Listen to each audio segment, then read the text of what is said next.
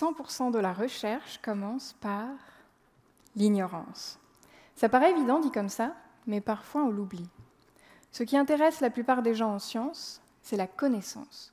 Mais moi, je préfère me concentrer sur le point de départ plutôt que sur la destination. Quand on pense science, il faut penser ignorance. En fait, la drogue du chercheur, c'est ça. Ne pas savoir, c'est grisant, ça nous tient éveillés, ça nous dope. Vous imaginez bien que ce n'est pas pour le statut ou le salaire qu'on est doctorant.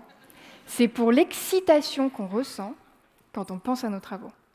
On a une question, mais pas de réponse, et ça nous obsède. En fait, l'ignorance, c'est le carburant du scientifique. Alors moi, je suis doctorante en philosophie des sciences, et je travaille sur la manière dont l'ignorance structure la recherche. En quoi elle a un point de départ, comment elle influence l'enquête, et quelle place elle a à la fin. 100% de la recherche commence et se termine par l'ignorance. Là, c'est tout de suite moins évident.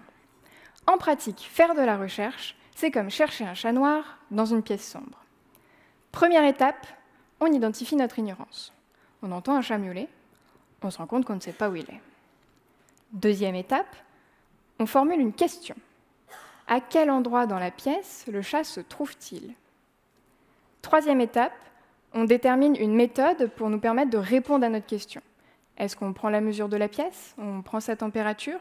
On peut aussi chercher un interrupteur ou bien tâtonner dans le noir jusqu'à tomber sur le chat. Quatrième étape, la découverte. On trouve l'interrupteur, la pièce s'illumine et on voit le chat dans un coin. On se demande comment il est arrivé là. Ou alors, il n'y a pas de chat du tout, il y a un raton laveur à la place.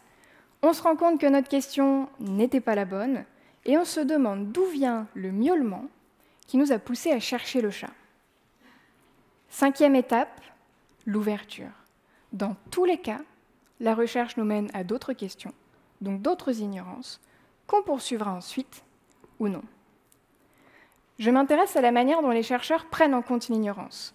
Comment ils l'identifient, la formulent, la sélectionnent, l'investiguent, la dépassent. Bref, je cherche mon chat noir. Pour ça, j'effectue des recherches sur les conditions de l'ignorance. J'étudie un cas en histoire de la biologie et je fais en laboratoire pour interroger les chercheurs sur leur rapport à l'ignorance. Ma thèse, elle jette une lumière nouvelle sur la science en illuminant les recoins les plus sombres de la pièce.